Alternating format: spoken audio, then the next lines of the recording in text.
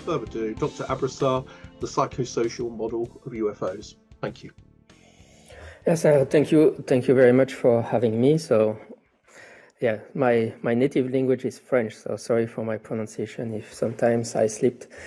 I did my PhD in psychology at the UC Louvain, so in Belgium, in the French-speaking area of Belgium, on the topic of ufology, which is quite rare.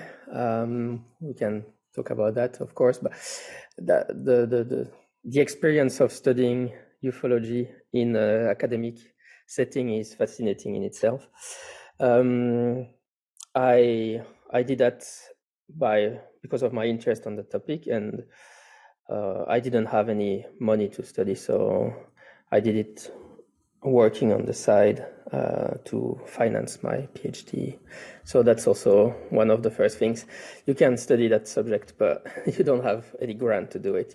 You have to finance the study by yourself. And maybe, probably you know, but you know him in my committee. There was Renaud Evrard, who is someone invested in the Parapsychological Association. I think he's been the president at some point. He was in my jury, and I work with him quite a bit, even if his topic is a lot more parapsychology and me ufology. So I got interested in ufology because of the Belgian UFO wave. So I think if I'm here tonight is to talk about what's going on our side of the channel in Belgium and France. Unfortunately, there's not so much communication between ufologists here and on your side of the channel. Especially, I think it's a lot our fault because at least in France, the English level is not that high, so they have trouble reading or speaking English. So that's why they often don't know what's going on in the English-speaking world. I'm kind of the exception on that front. So I'm going to try to talk about what's going on in Belgium and France. So of course, the Belgian UFO wave, I'm sure you heard about it in '89, and if we push a little bit, we can say it finished around '92. It was a big event. I was around 14 years old at the time. I didn't see anything myself, but I was quite intrigued by how the news on TV and the journals were covering, and also that group, ufological group called SUBEPS, who studied that wave. And what I felt was a lack of critical thinking on the part of the journalists on that front. I'll talk about it more, but of course that started my interest, and then because of that I chose to study that topic when I went into psychology. And around 2004 I was in a laboratory of psychology of religion. So usually in psychology of religion you study psychological traits that influence what people believe, if they are atheist or Christian, or you can do studies like that with questionnaires, for example. And I did some research in that, but I was studying the psychology of paranormal belief. I'm sure you're familiar probably with the work of Irwin on that topic. There's been quite a bit of study on the psychology of paranormal belief, why people believe in the paranormal, which is interesting in itself, because if you want to study, at least in my university, that kind of topic, well, the angle you're supposed to adopt is always why do people believe in it, and you cannot really talk about the phenomena in itself, or what I call the ontological debate. They are not. The teachers are always, please avoid the ontological debate. Don't talk about is it true or not. Just study what personality traits influence what they believe. And after that, I joined the group Comité Nord-Est des Groupes Ufologiques. I will talk quite a bit about their work. So it's a group. It's one of the last ufological group that still exists that meets physically. and not only on the internet. And every few months they meet and they study UFO cases in the northeast of France. And they've produced quite a bit of work over the years. And I've been a member for something like 2 decades. I'm not anymore, but I've been a member for a long time. So I will talk about what kind of CJ mentioned it, like the SARS operation, one of the big study they did. Currently, I'm a member of the Comité Belge pour l'analyse critique des parasciences, which is, or Comité Para, it's easier to say, which is the, as I said before, the oldest group, which is funny but for me, but yeah, it predates the PsyCop, and actually Paul Kurtz at the PsyCop took the idea from the Belgian group originally. The Belgian group was founded in 1947, and in the 50s, Paul Kurtz heard about it, and actually, at the beginning, the names were the same. The French name was exactly, if I translated in English, the Committee for Skeptical Investigation of the Paranormal. So exactly like the PsyCop, like Paul Kurtz just used the same name in English. And that group, has been around for a while. It was very active in the at the end of the war, because there were lots of psychics and medium who claimed they could find people on the battlefield. So that's why the group appeared at the time. And it's also been sleeping a lot, and the group didn't do anything, just continued to exist, but didn't do anything much. But recently I've been part of a group of people trying to make that group alive again. Alive and kicking, I mean. And part of that was to create a scientific journal called Skepticism Scientifique. So actually, the idea came a little bit because of the ASAP journal anomaly. I was inspired by that, and I said we need to have something like that. So we created that journal, and we are on the 2nd year of publications now. For the moment, we only have online articles and not paper ones, but we're hoping to have paper ones at some point. So we already have some interesting articles about the Gévaudan beast, that the monster from France, and other subject like that. And also I wrote a children's book about the UFO phenomena from a skeptical point of view. That's the cover. And you can see it's called Zététicien en herbe, so it comes zététique. So CJ mentioned that before the start, but zététique from Marcello Truzzi, in France, the word zététique is quite used. It's still very popular.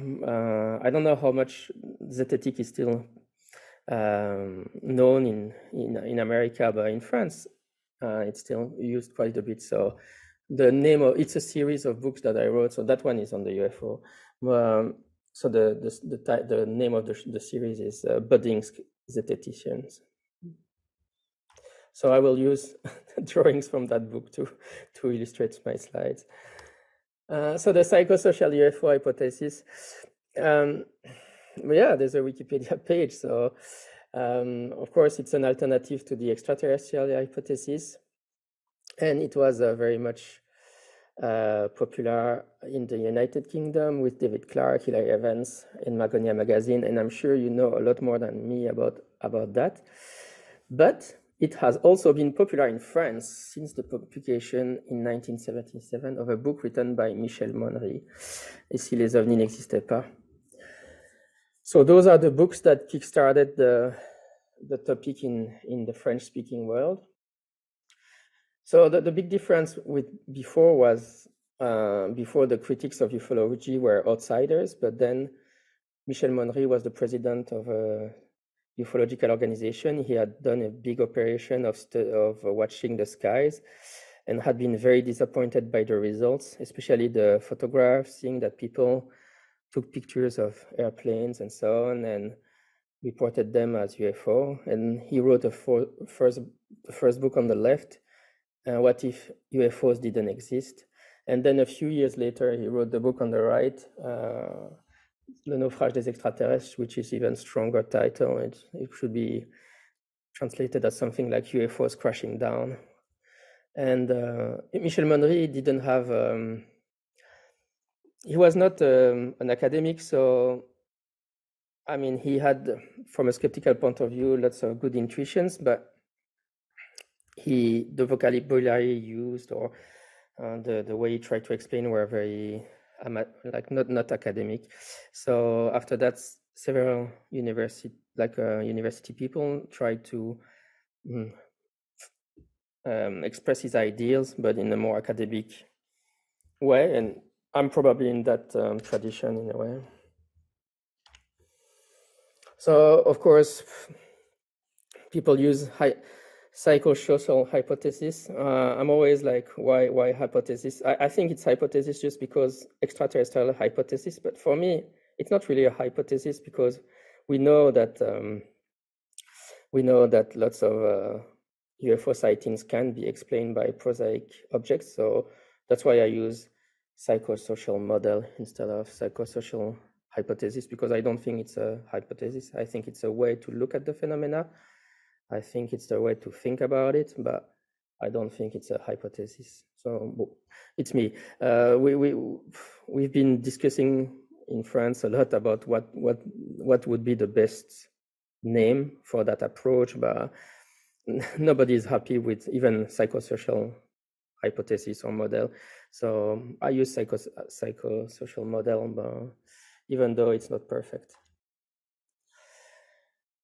And in that vein, Claude Mauger, another French writer, proposed another word. He proposed to call it, instead of psychosocial model, but the issue was, if you say psychosocial, it gives the impression that everything is psychological, like when, of course, we think that the UFOs have not always, but most of the time, a stimuli in the sky. So there is something tangible in the sky, just the people make mistakes. So psychosocial gives the impression that everything is in their head, which it's not. So he wanted to try another word. So he tried reductionist composite theory. So reductionist because you reduce the phenomena. You try to find something prosaic or mundane to explain what the person has seen.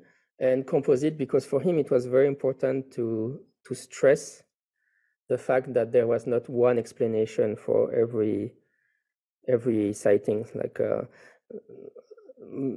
to avoid the mistakes of the past of people trying to say everything is swamp gas, for example, or everything. You can explain all the cases with one explanation. He wanted to insist on the fact that actually there are many different stimuli that can generate a UFO sighting. So my way of explaining the fact that the psychosocial model is a way to look at the phenomena is a haystack. I'm always like, okay, all the UFO sightings are a big haystack. And some people think that in the haystack there's a needle to be found. Well, myself, I'm skeptical. I think there's probably no needle, but maybe there is, maybe I'm wrong. But in a way, what interests me is the haystack. Like you can study the haystack or you can try to find the needle, and it's the two different approaches. Classical ufology is looking for the needle. Me, I'm looking at the haystack and I'm trying to understand how it works. That's why I wrote articles about hallucinations in ufology, or why people make hoax. I'm interested by the haystack, not by the quest for the needle, because I think the haystack is absolutely fascinating in itself. The fact that so many people see mundane objects and think they are from outer space is absolutely fascinating. So that's the haystack. Those are the data. I took them yesterday, preparing this speech, from the GEPAN. So the GEPAN is the official French organization for the study of PAN. So PAN is UAP in French. So GEPAN is the study of UAP. And it's part of CNES. So the National Center for Space Exploration. So it's a section of the equivalence of the NASA for the French, and they have that section called JPAN for studying UFO. So let's be clear, it's very, very, very small. To my knowledge, it's actually one person and one secretary. But the way they decided to work is to ask for help from people like from my ufological organization. So we collaborate with them, and yeah, they will say, we have a case, can you go investigate? And I don't do that myself, so I cannot be specific because I'm not French, so I'm Belgian. So, but most of my friends, they are part of that system. So the person in the office at the CNES don't go investigate. Usually, he just call for some of people from the organization to help for free. So in the database of the JPAN right now, they have 3,037 cases. And you can see they have 24 cases that are perfectly, so 24% are perfectly identified. 39% are probably identified. 32% are non-identified because of lack of data. And it leaves 3% of cases that are not unidentified after investigation with sufficient data. So those who are interested in the needle, they're interested in the 3% left on. If that's the 3% that they're interested in. I'm more interested in everything else in the haystack. So the way we think about it is, that's the vocabulary we use in France. We say there are simple mistakes, complex mistakes, and then hallucination, false memory, and hoaxes. But the distinction is, the most important one is between simple mistakes and complex mistakes. Simple mistakes is the most common cases when people see something in the sky, they fail to recognize what it is, but then when they are asked to describe what they saw, they are fairly accurate. They give a very good description of what they saw, and usually it helps a lot the investigators find the stimuli. So that's the most of the cases. But then there are complex mistakes, and complex mistakes are the most fascinating one for psychologists. It's the one where there will be a distortion of what was seen. So there was something real in the sky, but then the subject will transform the description of what he saw, and that transformation will occur because of the culture pressure. All the images we have in our head about science fiction and ufology. Then after that, hallucinations. I wrote an article about that topic because I was like, it's strange it's something that most people, it's like a taboo subject in ufology, like it never happens, but it would be weird if it was really the case, given the number of people having hallucinations for real in the population. And actually, I had a case a few years ago with a subject who would see a ball of light in his room floating every other night and talking to him in his head. So that was a good example. I think I would say schizophrenia, but it's the fact that those cases, I think those cases should be also documented. If you're interested in the haystack. And then false memories, we know about Roswell or other also abduction phenomena, it's something important. And hoaxes. For hoaxes, I like the concept of ostension. Ostension is a concept in folkloristic about manifesting a folklore in real life. And classic example of ostensions in the literature, they're always the same given, but like a group of teenagers going into a cemetery at night to scare themselves, or going to a haunted house to scare themselves and trying the Ouija board. Those are ostension in folkloristic, like giving life to a folklore. And I think it's very interesting to think about hoaxes as kind of ostension. The people, there's that UFO folklore, mythology, whatever the word you want to use, and some people will make it come alive through making hoaxes. So the complete mistakes, I think the way I like to think about it is there are 3 steps in transforming an observation. The first one is during the sighting. There can be illusion happening. Yeah, the classic one, I had the tree lanterns, Thai lantern, lots of cases like that for the moment, a Thai lantern, and then when you look in the sky, you see the 3 points, and then it becomes a spaceship with 3 points, because when we have 3 points, you tend to fill in the blank, and classic illusion. And yeah, the second drawing we had was about the moon. We'll arrive to the moon topic later, but of course, the moon, lots of sightings of mistake with the moon when people drive the car because of the autocinetic illusion. When you're in the car, you see the moon chasing you, and then it helps for the sighting, of course. And then the second time it can happen is when you start remembering what happened. And that's the confabulation step. Sorry. And then that means each time you remember a memory, you start changing it. And of course, the more times passes, the more the memories will change. And in sociology, it's always the same. Like I got a fish that big, and then the next week that big, and then the fish gets bigger and bigger and bigger.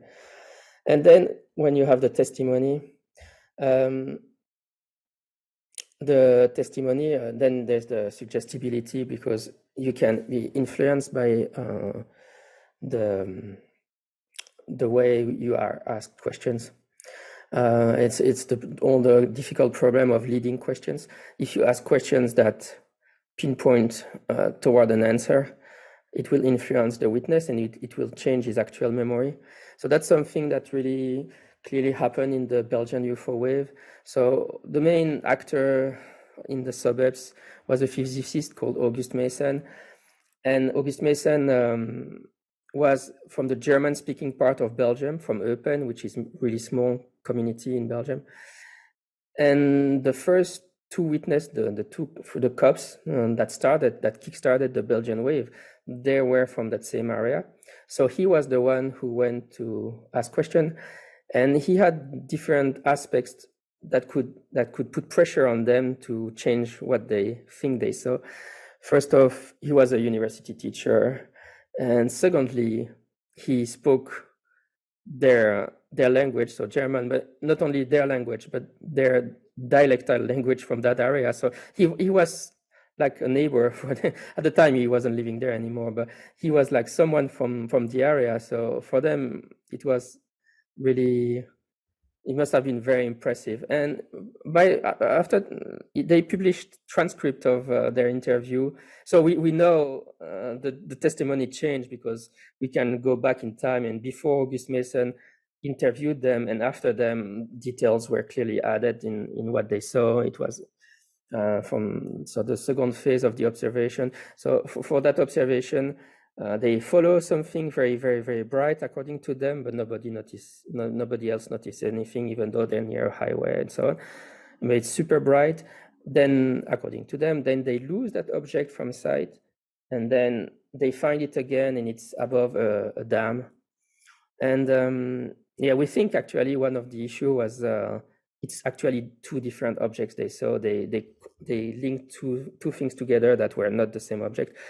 The first one, that's the first part with the very bright object. I mean, we doubt it was very bright because, as I said, they were in a very populated area with lots of car passing, according to them, but nobody saw anything, even though they said it was as bright as a football stadium. But I mean, hypothesis we have is probably maybe an helicopter. But for the second part of the sighting, it's pretty clear it was Venus they saw. The location was in the sky, perfect for Venus. And when they gave the first description of that phase of the sighting, they're clearly describing Venus.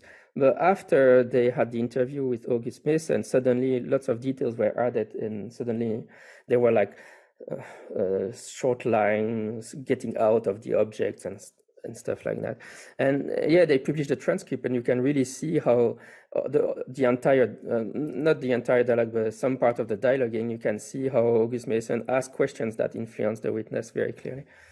So that's the old problem of leading questions. Also, how to avoid that when you do an investigation. We can talk about it. It is no easy solution to that. So yeah, we mentioned that before, but of course, in our point of view, there's a clear influence, a retroaction influence between culture and what people see. Because when there's something in the sky they cannot recognize, especially during the complex mistakes, the idea they have in their head of what a UFO is supposed to look like will influence their perception. And of course, what science fiction and ufology has told us to see change over time, and so it's changed. But what's really in the skies, of course, play also an important role. Lots of sphere in the sky, lots of points, lots of triangles.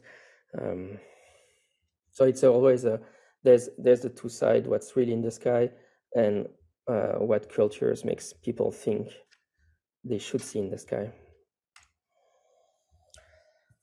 So now that the big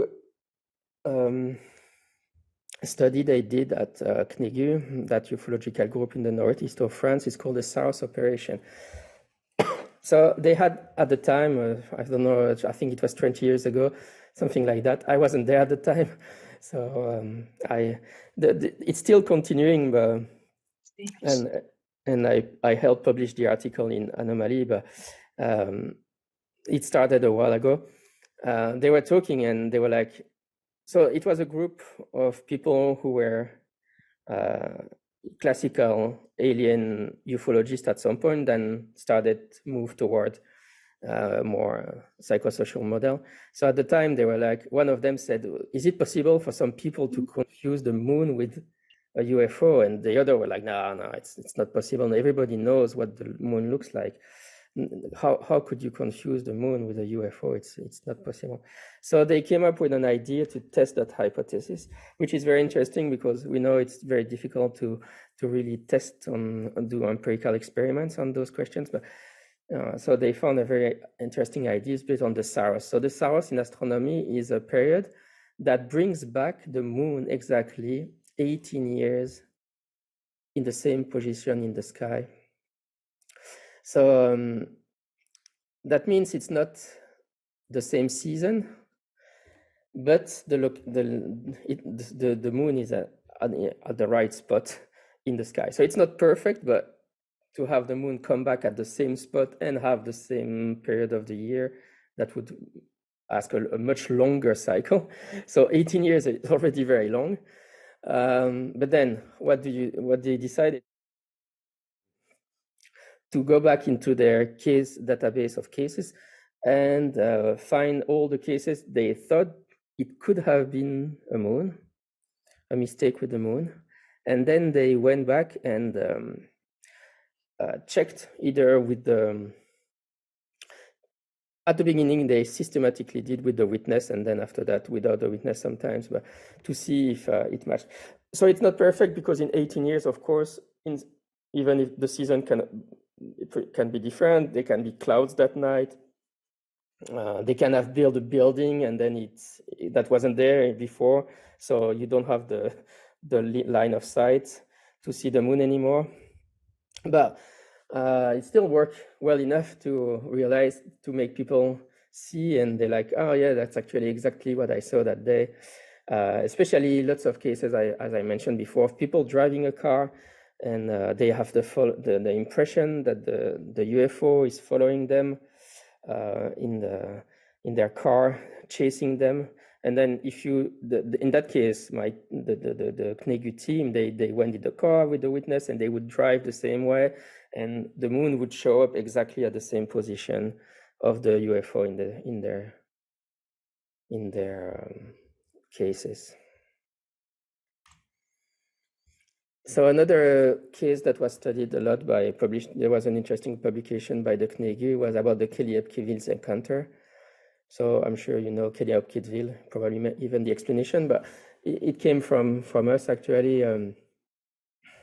So that's a very famous case in 1955 of a family of farmer with there's a sighting of saying something flying in the sky. We know now it was a meteorite. But then after that, when the farmer comes back, the Sutton, he comes back to the house, and then there are two aliens attacking or threatening the farm, and it's a very dramatic story, some gunfire shot and so on. And Renaud Leclerc, one of the member of organization, he did a very thorough study showing that every details in the account of the case can be explained with a mistake, with a Great O, American Great O.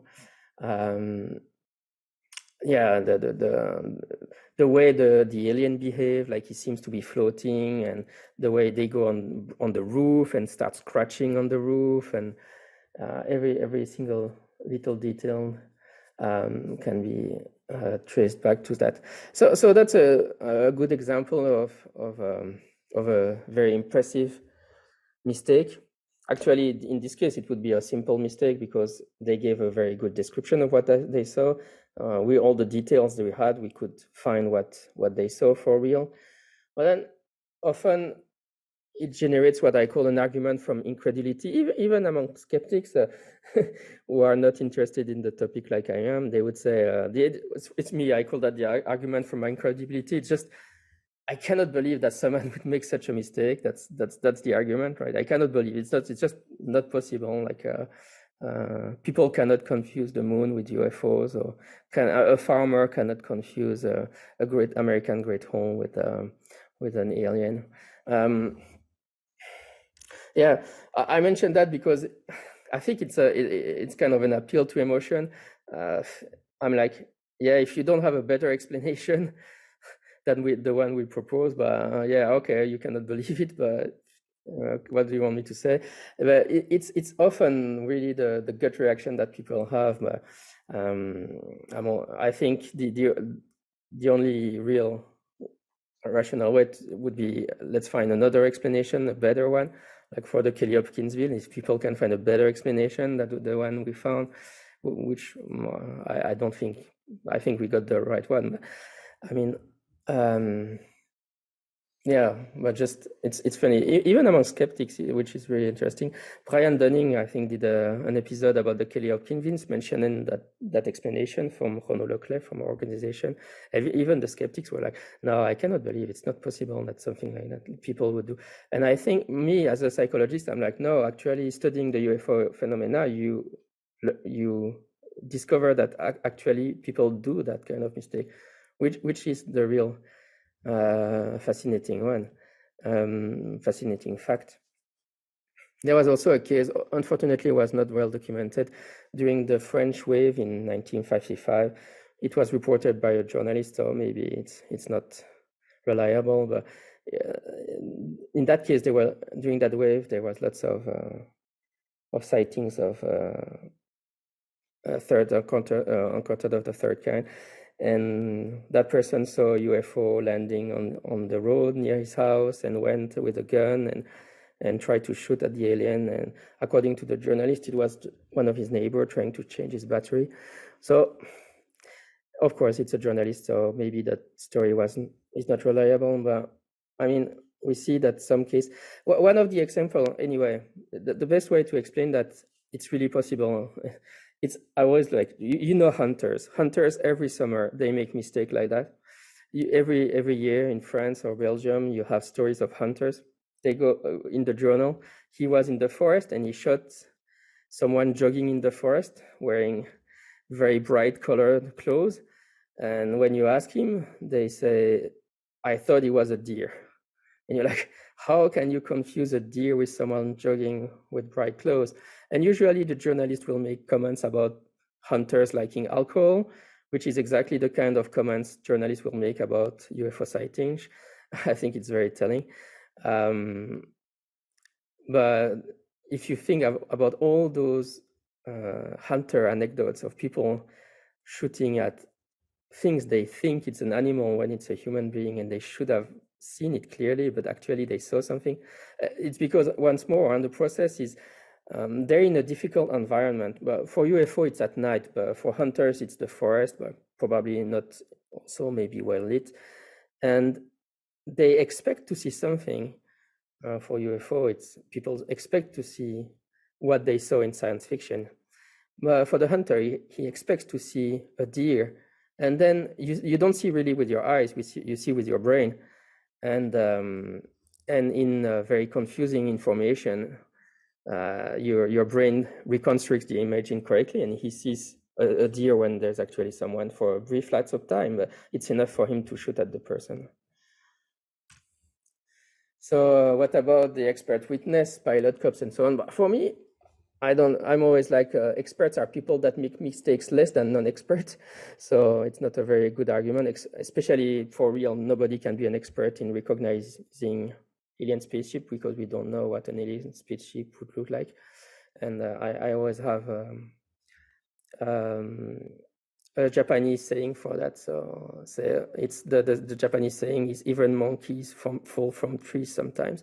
So even an expert in climbing fall sometimes. So I don't really buy the expert, or those are experts, so like pilots or cops. For the Belgian UFO wave, of course, the fact that there were cops, the two first witnesses, was a very, very important starting point to the wave. The first night of the wave, the suburbs will say the first night of the wave, there were lots of independent witnesses. But the thing is, they were not truly independent, because what happened, the first night of the wave, there were the two cops. And the two cops, they appeared in the newspaper 2 days later, if my memory is correct. And they said, here's what we saw. And then after that, people started calling so in those articles, they said, if you have any information, please call the suburbs, so that ufological group. And then after that, people started to call the suburbs, and they said, that day I saw something. And sometimes they even said before that day, but that's a few cases. But what happened is, it's not independent anymore, because they made a big case of those being independent, but they're not independent because actually they read the description of the UFO in the journal. And then only after that, they called the suburbs and said, that's what I saw. So the journal already influenced what they, who knows if they would have even testified. I think they wouldn't have testified.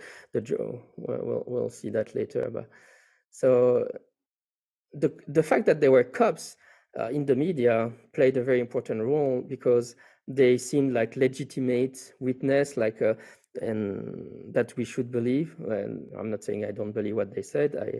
I think they're sincere, of course, wrong but sincere.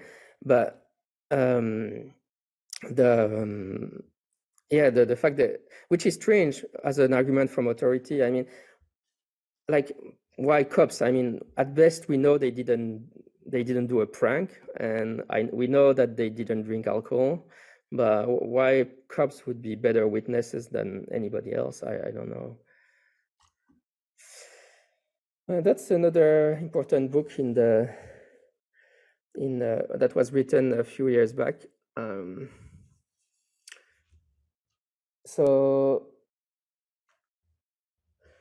before, so that there was the JPAN, the organization that studied UFO for the French government, has existed for a long time, since 1977.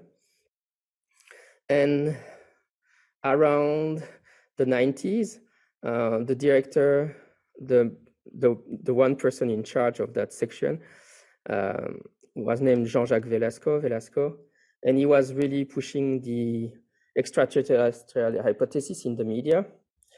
He was saying we have cases that prove the extraterrestrial hypothesis on TV regularly.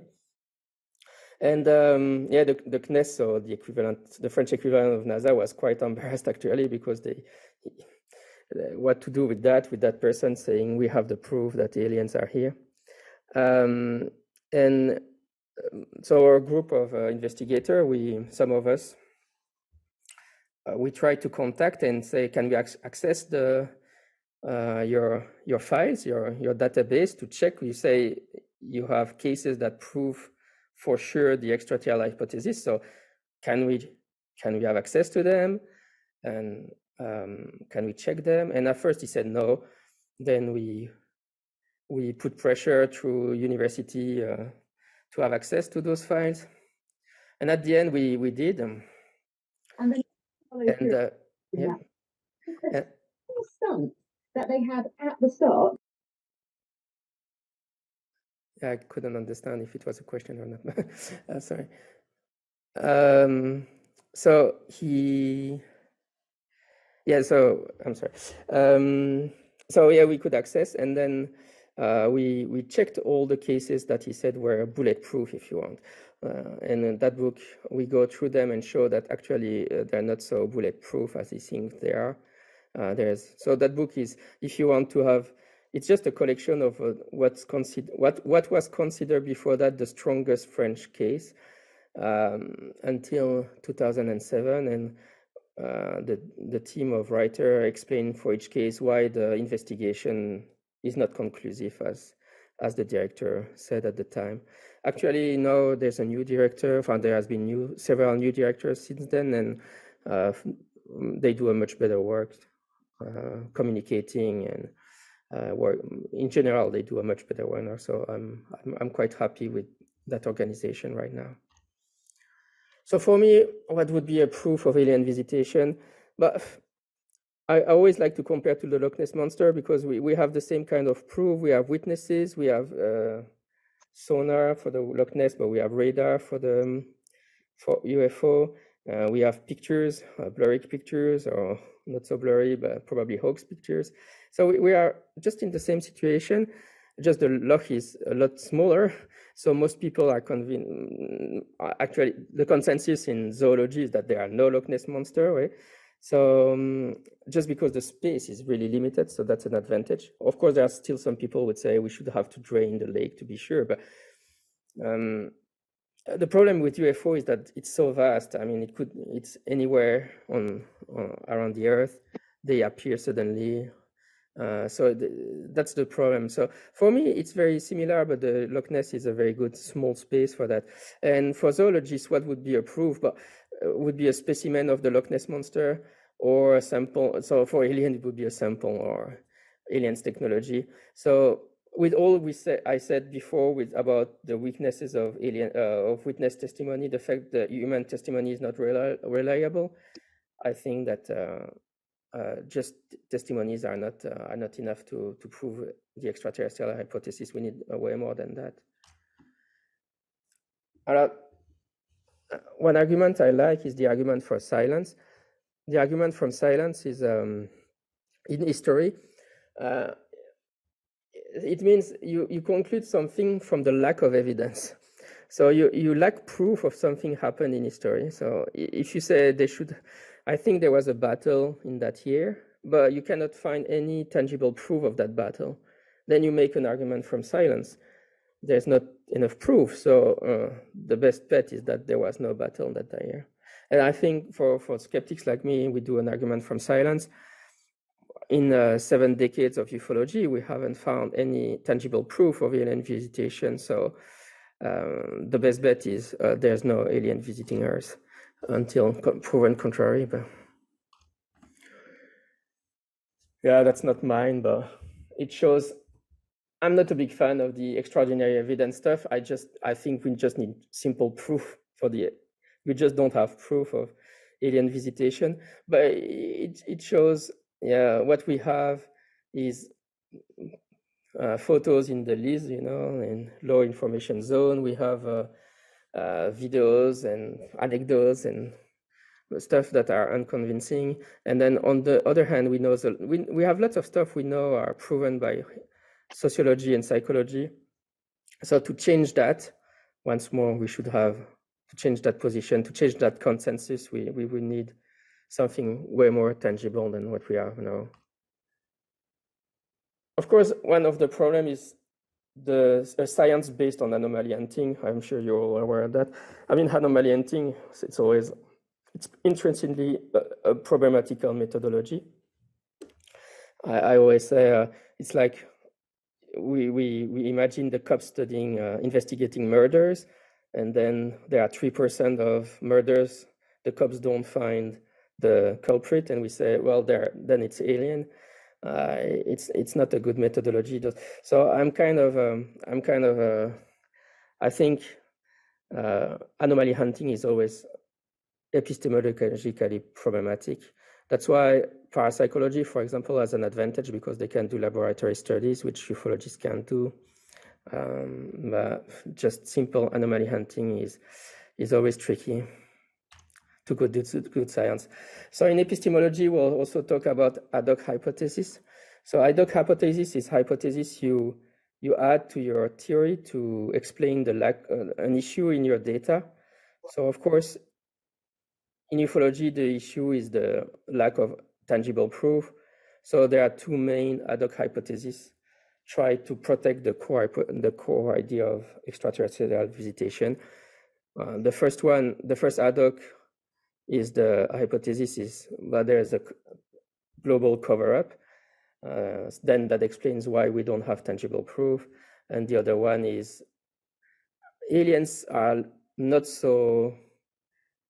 I've been talking my whole talk about aliens like really physical, biological alien in a tangible spaceship. But then you can start saying, well, they're more like angels or fairies. And in France, one of the most popular idea on that side is called mimetism, is that it's something that often is opposed to skeptics in France. I have no idea in England, in Great Britain, but it's the idea that UFO would mimic airplanes or helicopters and so on. So they would look like they would shapeshift into airplanes. So some people say, I saw a UFO and suddenly it moved toward me and it started to look like an airplane. And then it wasn't a mistake. Like that witness doesn't conclude, well, I just saw an airplane from all along. He would say the UFO actually transformed into an airplane because he didn't want to be detected. So that's really popular in France at the moment on that other side of the ad hoc hypothesis. So for me, for the anecdote, I interviewed Patrick Rochin, the person who took the picture, or the very, very famous picture of the Petit Rochin, who hoaxed the picture, when he revealed that hoax. Of course, it's very rarely mentioned, but when the picture came out, Pierre Maguin, a physicist in Belgium, wrote an article in a peer-reviewed journal in physics stating that he thought that the picture was very dubious, but he wasn't a member of the suburbs, obviously, and that article was not very mentioned at the time in the press or so on. But very early on, some people were very skeptical of that picture. But then, Patrick Maréchal, revealed he took that picture using some very basic special effect. I don't know how to express in English, but it's kind of a plank with holes, and then he put small light bulbs behind each holes, and then he took the picture like that. And he had some other shots he took at the time with other variation of the composition of the frame. He took the best one and sent him. There's a whole complex story about that, how it reached. Patrick Maréchal, he wanted just to do a prank to his colleague at the factory because he used to work in a factory. And then a journalist heard about that and asked him to use that picture, and then some money was involved, and the rest is history. But so for me, the Belgian UFO wave, my current conclusion, the suburbs for me clearly failed to prove that something, that there was an Indian invasion, that there was Independence Day in Belgium in 1892. They will often say, August Mason, the lead scientist, the physicist that interviewed the first witness, he was very convinced that it was extraterrestrial in origin. The other, they tend to say, we just cannot explain what happened. And I'm always joking about that, because I went to an event they organized, and they were really happy to say they cannot explain what happened. And I'm like, usually scientists are not happy to not be able to explain something. Usually the job of scientists is to explain things, and not to be, oh yes, we failed to explain completely something. It's amazing. But I don't know, it's strange. Of course, the suburbs had many issues. It was a very small group of persons, 4 or 5, but they had credentials. 2 of them were physicists working at university. So the journalists were very trusting toward them. And yeah, they published everything in their newsletter, and in one volume they auto-published. Probably you know that cover, but called the Belgian UFO Wave 1, and they did a second tome called the Belgian UFO Wave 2.